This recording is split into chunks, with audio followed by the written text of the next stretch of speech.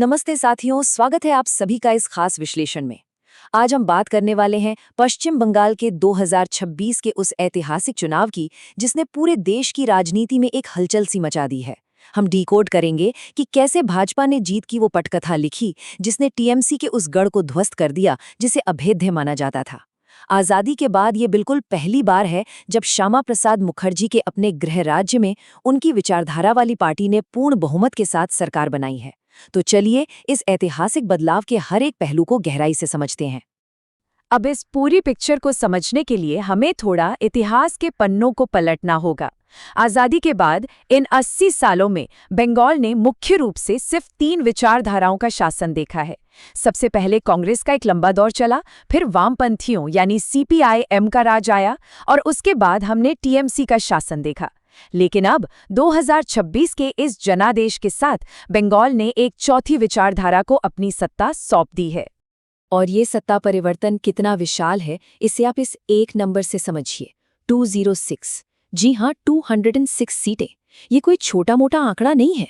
सबसे ज्यादा चौंकाने वाली बात तो ये है कि विजेता पार्टी ने टीएमसी के उन 110 मजबूत गढ़ों में सेंध लगा दी है, जहां ममता बनर्जी 2011 से बिना किसी चुनौती के लगातार जीतती आ रही थी। अब जरा इस डेटा पर गौर कीजिए, 45.84% का वोट शेयर। ये सच में एक बहुत ही बड़ा और निर्णायक जनादेश है। इस भारी भरकम आंकड़े को देखकर मन में एक सवाल आना बिल्कुल लाजमी है, क्या ये सिर्फ कोई सत्ता विरोधी लहर थी या फिर इसके पीछे एकदम ग्राउंड लेवल पर कोई बहुत ही सटीक चुनावी रणनीति काम कर रही थी? तो इसी सवाल का जवाब ढूंढने के लिए हम आज के इस विश्लेषण को 4 मुख्य हिस्सों में बांटेंगे। पहला है चाणक्य की बूथ रणनीति, दूसरा भयमुक्त और निष्पक्ष मतदान, तीसरा भद्रलोक और आर्थिक मुद्दे और चौथा भविष्य की राजनीतिक चुनौतियां। हम इन चारों स्तंभों पर रणनीतिक और जमीनी डेटा के आधार पर एकदम निष्पक्ष चर्चा करेंगे। तो बिना किसी देरी के शुरुआत करते हैं हमारे पहले पॉइंट से, चाणक्य की बूथ रणनीति। चलिए देखते हैं कि कैसे इस मास्टर क्लास माइक्रो मैनेजमेंट को अंजाम दिया गया।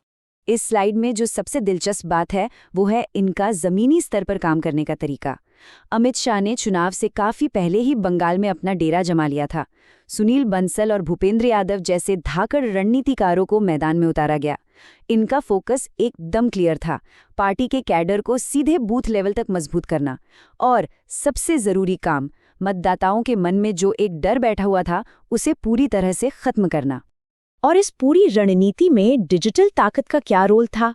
विश्लेषकों की माने तो अमित मालवीय के नेतृत्व में करीब 3000 सोशल मीडिया इन्फ्लुएंसर्स की एक फौज तैयार की गई थी।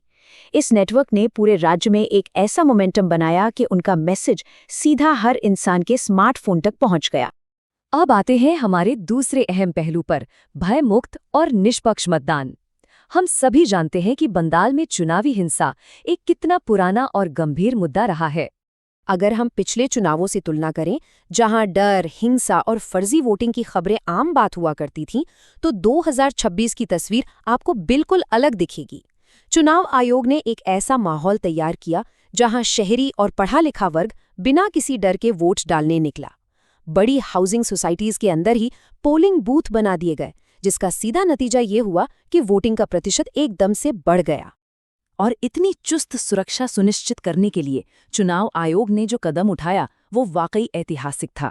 2 लाख से ज्यादा अर्धसैनिक बलों की तैनाती। सबसे बड़ी बात ये रही कि इन बलों ने चुनाव के बाद भी कई हफ्तों तक राज्य में रुकने का फैसला किया, ताकि चुनाव के बाद जो हिंसा भड़कती थी उस संस्कृति पर हमेशा के लिए ब्रेक लगाया जा सके। लेकिन रुकिए, सबसे हैरान करने वाला आंकड़ा तो ये है, 90 लाख। डेटा बताता है कि वोटिंग को एकदम पारदर्शी बनाने के लिए वोटर लिस्ट से करीब 90 लाख संदिग्ध या फर्जी वोटों को हटा दिया गया। सोचिए, 90 लाख। इस एक कदम ने बंगाल के पूरे चुनावी समीकरण को ही पलट कर रख दिया। चलिए अब बात करते हैं तीसरे और सबसे गेम चेंजिंग फैक्टर की, भद्रलोक और आर्थिक मुद्दे। ये वो टर्निंग पॉइंट था जिसने इस चुनाव को सिर्फ भावनाओं या नारों तक सीमित नहीं रहने दिया, बल्कि इसे सीधे अर्थव्यवस्था से जोड़ दिया। 50 लाख, ये सिर्फ एक नंबर नहीं है साथियों, ये बंगाल की एक बहुत बड़ी जमीनी हकीकत है। राज्य के करीब 50 लाख युवा रोजगार की तलाश में बंगाल छोड़कर जा चुके हैं। इस चुनाव में ये पलायन और बेरोजगारी एक इतना बड़ा मुद्दा बन गया कि हर किसी का ध्यान आर्थिक विकास की तरफ खिंचा चला गया। जब लोगों ने दूसरे राज्यों की तरक्की देखी तो उन्हें भी बदलाव की जरूरत महसूस हुई। सिंगूर के टाटा प्लांट जैसे बड़े प्रोजेक्ट्स के रुकने से जो इंडस्ट्रीज का हाल हुआ, उसने बंगाल के भद्रलोक यानी वहां के शिक्षित वर्ग को सोचने पर मजबूर कर दिया। उन्होंने विकास और छोटे उद्योगों के पक्ष में वोट किया। साथ ही ध्रुवीकरण की वजह से हिंदू वोटों का एक बड़ा हिस्सा भी एकजुट होता दिखा। और महिला वोटर्स, उन्होंने सुरक्षा और सम्मान के वादों पर भरोसा जताया, जो एक बहुत बड़ा निर्णायक फैक्टर साबित हुआ। और अब हमारे आखिरी हिस्से की तरफ बढ़ते हैं, भविष्य की राजनीतिक चुनौतियां। क्योंकि देखिए, चुनाव जीतना एक बात है और एक राज्य को चलाना बिल्कुल अलग बात। राजनीतिक विश्लेषकों का मानना है कि इस भारी जीत के पीछे मजबूत स्थानीय नेतृत्व का भी बहुत बड़ा हाथ है। सुवेंदु अधिकारी एक बहुत ही ताकतवर लोकल चेहरे के रूप में सामने आए हैं। उन्होंने जिस तरह से ग्राउंड लेवल पर संगठन को खड़ा किया और वर्तमान लीडरशिप को टक्कर दी, उसने इस जीत की नींव को बहुत मजबूत किया है। तो साथियों, सब कुछ देखने और समझने के बाद अब सबसे बड़ा सवाल यही खड़ा होता है, क्या ये नई सरकार बंगाल से राजनीतिक हिंसा की उस गहरी जड़ को हमेशा के लिए उखाड़ पाएगी? और क्या वो सच में उन बड़े बड़े आर्थिक वादों और इंडस्ट्रीज लगाने के सपनों को हकीकत में बदल पाएगी, जिनके भरोसे जनता ने उन्हें ये सत्ता सौंपी है? आगे का रास्ता कैसा होगा, ये देखना वाकई बहुत दिलचस्प होने वाला है। आज के इस विश्लेषण में हमारे साथ जुड़ने के लिए आप सभी का बहुत बहुत धन्यवाद।